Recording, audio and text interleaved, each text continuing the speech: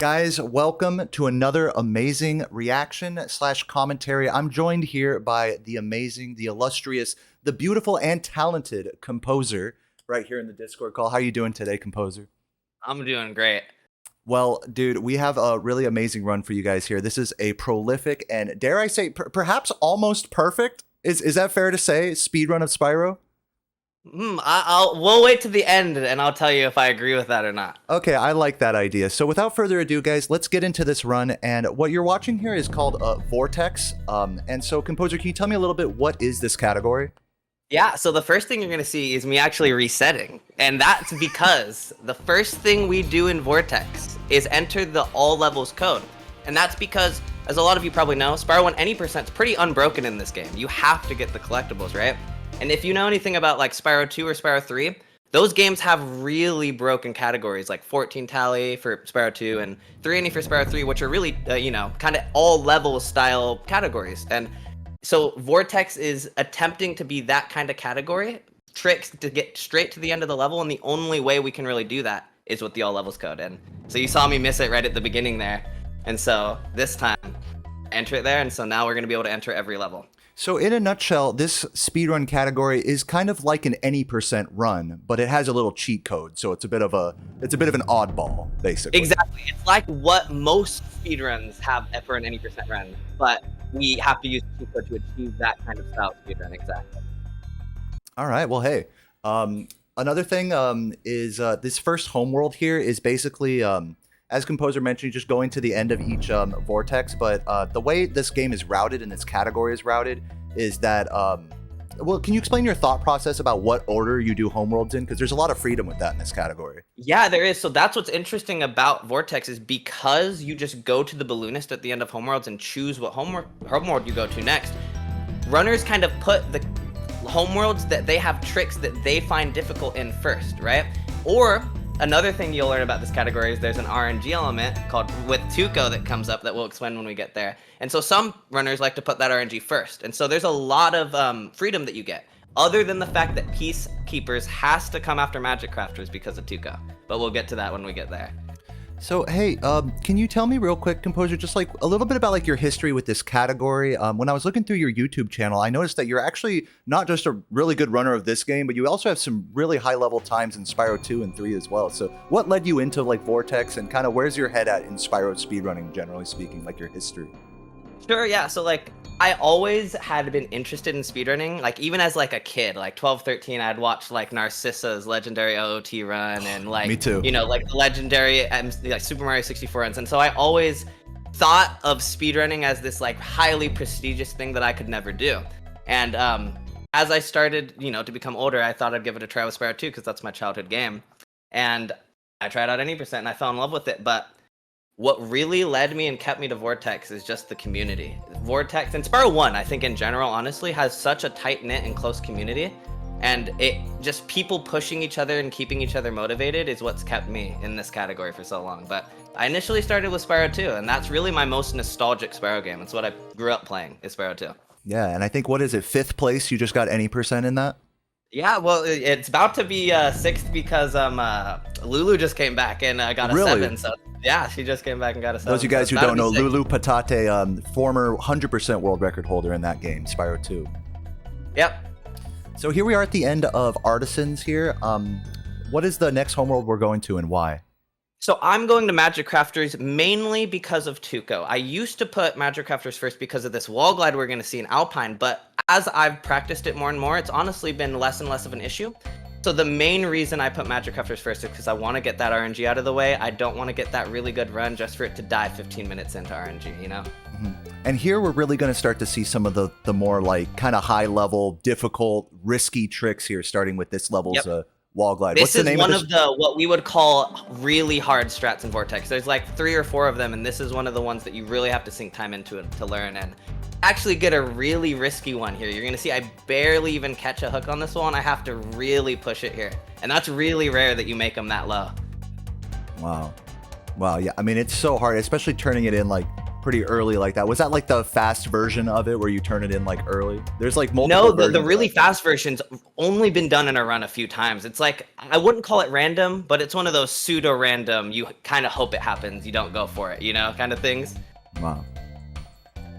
Love that little movement going up the hill. When a hill is too steep, you got to mash X and square in a specific way, which just kind of gives you that little bit of extra speed. And in this category, like the actual racing lines that you take and the actual speed of movement starts to become a lot more important, right? Compared to oh yeah, gem all those collection. little things start to matter when you get into those like 20 level times, like all those little skitters, everything matters. Yep.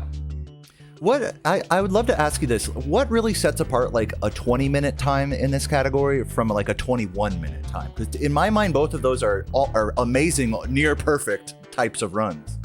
Right, so there's actually, I think, two different kinds of players who can get a 21 in this game, and I've seen both of those kinds of players. There's the type of player who does minimal tricks but has very clean 20 level movement, in fact, but does not do a lot of the high level strats like Fish Ladder, Biscuit Blast, all these really hard strats. Awesome bump You can there, still by get the a way. 21 with really clean movement. Or you might be the kind of player who goes for all of the strats but maybe doesn't have that refined movement set yet, right? So I would say those are the two kinds of players you could see with the 21 who don't quite yet have a 20 yet. It's really hard to merge those two worlds. They're almost like separate like thoughts and mindsets on speedrunning itself, not just for this category. It's to play it safe. Yeah, and usually consistent. people tend to prefer like one over the other, and it's I think it is rare that you want to enjoy both. I agree. And what an awesome flop right there. You know, just explaining real quick the two wall bumps with supercharge getting extra height, but then conserving the momentum with the stair there. That was found by Nova Spell, right? Or someone? Correct. Yeah, the flop there to go up and save a second after getting that little bump was found by Nova. Yeah, and this is like a really, I love the history with this category because I feel like every top runner of this category has contributed like a really significant amount to it. Nova Spell being a previous world record holder, and I want to say one of the first people or the first person to get a 20-minute time in this game. In this category. I believe she was. That might be right. My facts might be. I could be off. wrong also, but I'm pretty sure. Yeah. Yeah, really cool history. I mean, you know, a category like this, and I just want to reiterate, like in speedrunning, like doing categories that have cheats, you know, they're considered like side categories, miscellaneous categories, but it's sort of like a perfect storm in this game where it really feels like a true any percent style run, and the amount of support, like you were mentioning earlier, community kind of getting behind this category has really made it into a really special thing. So what's going on here with Tuko? So here's our best friend, Tuko. So basically, we have to do all the levels, and when you enter the all levels cheat, for some reason the developers didn't turn off that text box that tells you need to get eggs, right? Even though we've entered the cheat, the text box still shows up like, hey, you need to get a egg in Wizard Peak or an egg in Dry Canyon.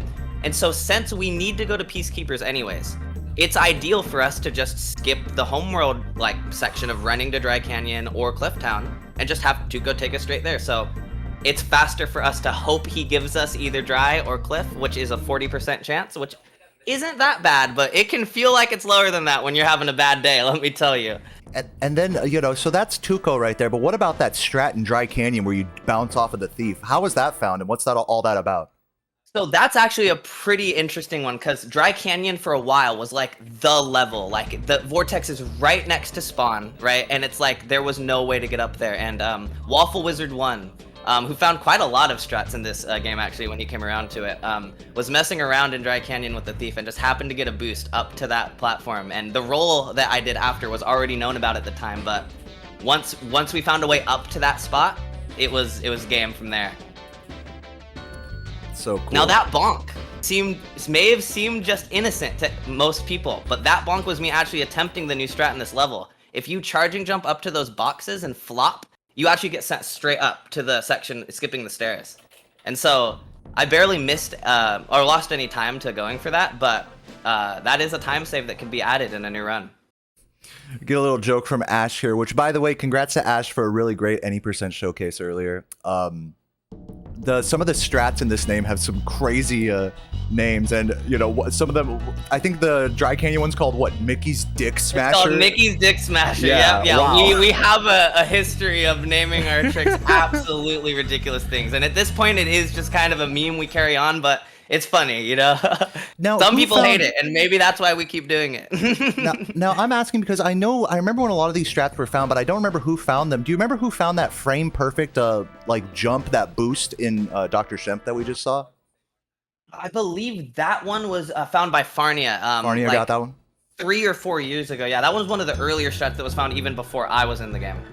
Yeah, Farnia really pioneered a lot of those the earlier strats in this category. Really cool.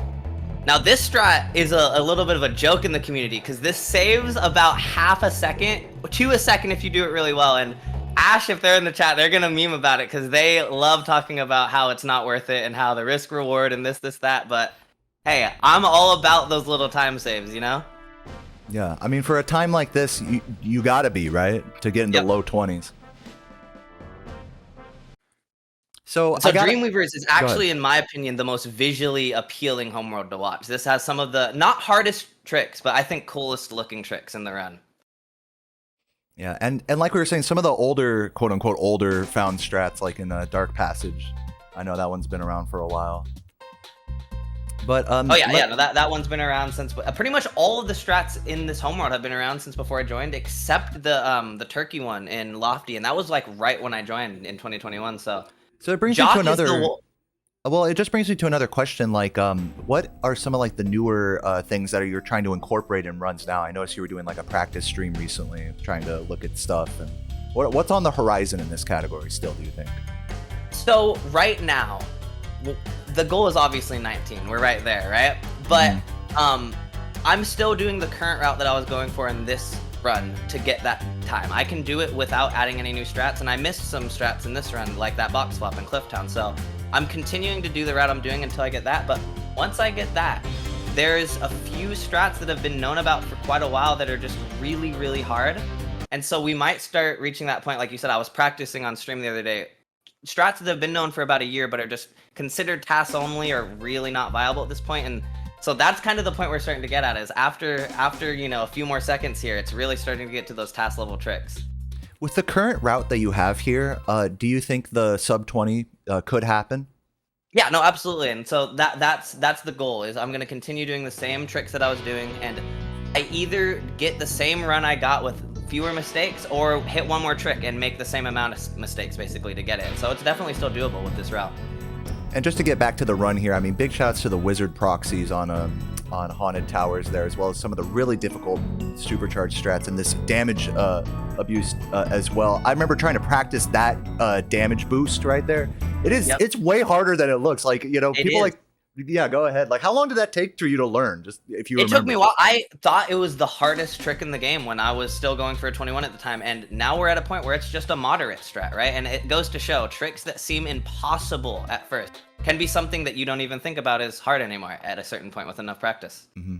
And that applies actually to all like speedrunning, you know, not just in this category, but like, you know, any glitch or exploit. You know, this game I like to think of as actually quite glitchless for the most part. And all of these strats that we're doing are just exploits of the physics. And while they're very precise, like, yeah, the consistency comes with effort and time and practice. So I agree with your take. All of the movement things that are being done are intentional. All right, so this one's called what? Turkey Elevator, right? This is called Turkey Elevator, and this one's actually one of the easier strats in the game. Most beginners can pick this up fairly quickly, and it's pretty cool looking, in my opinion. It looks like it would be like a really precise manipulation, but it's not, right? Yeah, you would think, but it's actually it's a pretty lenient like position window, and it's a 5-frame timing window, so it's pretty lenient. And there are multiple like frame perfect timings in this run, like in Dr. Shemp, right? Yep, Shemp being exactly 5 times as timing precise than that trick.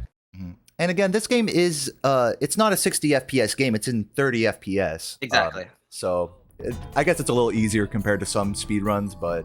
Yeah, some games have 60 FPS frame perfect tricks, and yeah, that would be twice as hard.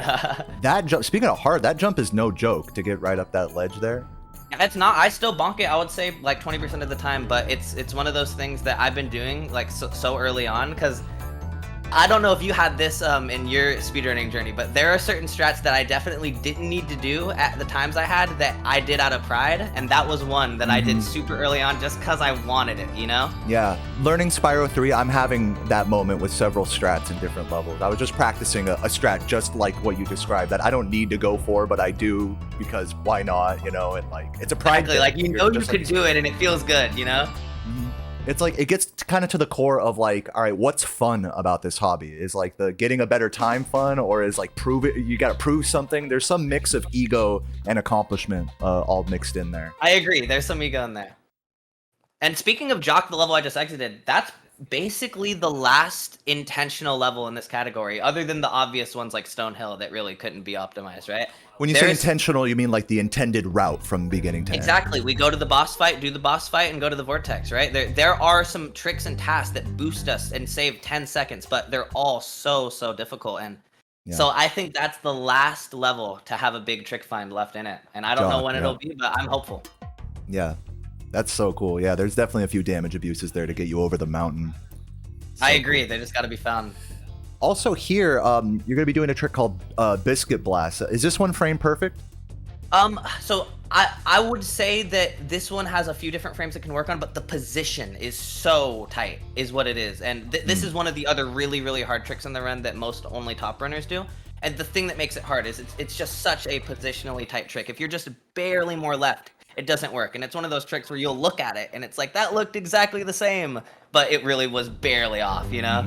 So not only are we talking about frame perfect tricks, but we're talking about like position perfect in a way. Exactly, yeah. This category has kind of a few different camps of tricks. You got those really tight timing window tricks. You got those really positionally tight tricks. And sometimes you have a like mix between the both where they're not super hard of each, but you got to kind of think about both, you know? Yeah. And this is really cool here. This particular strat is not that difficult. You could totally, if you're a casual player of this game, you could totally do that at home. You just got to jump on the right polygons there that don't insta drown you. That's all. Yeah, exactly. That one can be done by anyone. So tell me a little bit, now that you're kind of getting deeper into this run, I hear you kind of talking in the background here. What are you talking about? What's going through your head? How are the nerves doing? So this was my first pace, like, of this caliber coming back, and so I stopped looking at splits, I remember, at the beginning of Dreamweavers on this run, because I knew it was good, and I just started focusing, and I tend to do that quite a bit. When I'm feeling like a run's good, I don't like thinking about the splits, because I'm the kind of player that will get really in my head, like, oh, I'm like this amount ahead, and so, you know, I gotta make sure I just start thinking about things that I shouldn't be, you know? Yeah. And so, on this kind of pace, I was just looking at the screen and not looking at my computer screen at all. Does that also extend to chat? You don't look at the chat either? Yeah, I wasn't looking at chat either. I was literally, even during loading screens like this, I was staring at the CRT, just looking at Spyro fly. Yeah. Yeah, I remember going through a similar kind of, like, I want to call it, maybe it sounds a little dramatic, but like an out-of-body experience, you know, when you're on a really good pace and you know you have to focus, and in knowing you have to focus, you kind of freak out, so you just try to do everything to breathe and just stay centered. It's a very difficult thing being under pressure like that. I want to bring attention to this trick, though. This is the first time this trick's been hitting a run. This is called Banana Boy Boing, and I'm going to call that one for Ash because they love that name. Hell yeah. And so you probably have seen banana that most, or not banana, sorry, bowling that most runners go for, which is around the left, where most people get a boost off of one of those rolling guys. Yep, further into the level.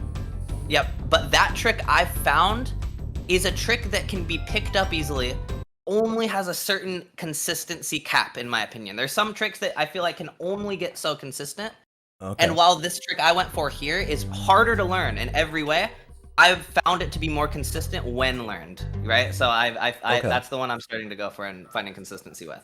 Okay. I like that, what you're saying about like having a consistency cap with certain tricks. It's like, you kind of come in waves as you learn like tricks with like, okay, you initially get it, you think you're consistent, then you're not, and then you get more consistent. But with a lot of really precise things like this, it's never going to be like 100% consistent. Exactly. So you always have to weigh kind of like where you think you will be like after a lot of practice, you know? Yeah, it's just a hard thing to gauge. Yep. Yeah, that was such a cool strat. That was the first like real like strat that I had no idea was even in this run yet. I've seen a few Vortex runs, but man, it's cool to see that there is still progression like that happening in the category. You can like whip out a route that like no one's done yet, you know, and do it in a run. Yep, exactly. I took that North Cove safe. I stood on the mountain for a second because on this same stream, I had a pace that I jumped instantly off that mountain and got one of those drop charge glides. You know what I'm talking about? Yes. And I lost my pace. I said, I'm taking it safe on my next pace, and that's what I did. Yeah, when you go over like mountains and out of bounds areas in levels in this game, you cross over like loading zones between chunks of the level, and so that can drop inputs. And so particularly there, it's very easy to lose your glide if you go over that mountain too quickly. Yep. Now here is where another new strat is, and this in particular was quite scary to me because this was my first real pace ever going for it. And this trick was actually found about a week and a half ago by a new runner, fairly new, named Forlo. So I'll just let you watch this one. Wow. Barely touching that bottom of that mountain. Wow. Yeah, it looks scary. That looks super precise to get that jump right at the end. So it looks super precise, but it's one of those things that it's actually not. Like within day one, we were hitting it 3-4 times in a row, right? And so now we're already like pretty consistent at it, and it's one of those ones that looks more challenging than it actually is. So it's actually easier probably than the old strategy where you'd have to bump and go on the roof and stuff. Yep. Yeah. It is. Shout out to Forlo in the chat down there. Shout out Forlo. Yeah, literally. Yeah, so when I'm in Nasty Nork on a pace, I don't know about you, but I'm vibrating. Whenever I'm on a pace in Nasty Nork, my whole body is just, you know, like you said, sweating, sweaty palms is a big thing. Yep. Yeah. You sound pretty collected though. Like you're still like saying like, all right, we got, you know, you're talking like at a very. I notice I do that too. Is like I talk at like kind of a lower volume when I'm really trying to focus in. So you sound very collected. You don't sound nervous. Yeah, I'm very internally nervous. I think I am pretty good at maintaining my composure externally, but deep down, you know, it's bad. Yeah. Yeah, no, so by the time you get to the end here, it's got to feel like such a relief, you know. Oh, yeah. And that's what you'll hear me. I'm just exhaling a few times after this, and that's just me letting it all out. Yep. Yep. I did the exact same thing on my 120 record. GG. Yep. Yeah, it's a big relief, a dopamine rush, like it yeah, everything. Yeah, composure from composer. Exactly. Exactly. Yep. Well, hey, this was a really cool run. Obviously, this is a bit of a shorter one than maybe you guys are used to seeing. But are there any like last kind of ideas or thoughts or shout outs you want to give at the end of this commentary here? I mean, shout out the whole Vortex community. You know, shout out the whole Spyro community for being the best speedrun community or gaming community I've ever been a part of, you know? And we're 2 seconds away. That's all I gotta say. I'm not done. So close yet so far. Done. It could take a while, or it could happen soon. You know the feeling. Yeah. I know you know the feeling. Yeah, no. It's a hard journey, but you know, people like Composer, people like myself, you know, we're here for that. We're here for all the hard parts and all the happy parts. So this is one of those rare happy moments. So, you know, really proud of you for this run, Composer. I appreciate it, Dan. Thanks for having me. Yeah, no problem at all. Have a great day. And by the way, to those of you watching on YouTube, do check out this category. Do check out Composer. I'll have his links all down below. If you're new to Spyro speedrunning, this is a great category to start with. You don't have to do any of the crazy tricks, but it's a really, really great, not like you don't have to have a high skill cap to get into it. So yeah, check all that out. Super low barrier to entry, but a high skill ceiling. That's what I like about it. Yeah, which is a great recipe for speedrunning, I think. So. Yep. All right, well, Composer, have a great day. And once again, GG, looking forward to more runs in the future, man. Appreciate it. Have a good rest of your stream. Peace, man. See ya. Oh, yeah. Type the letter V for... I forgot to say it. Type V for Vortex.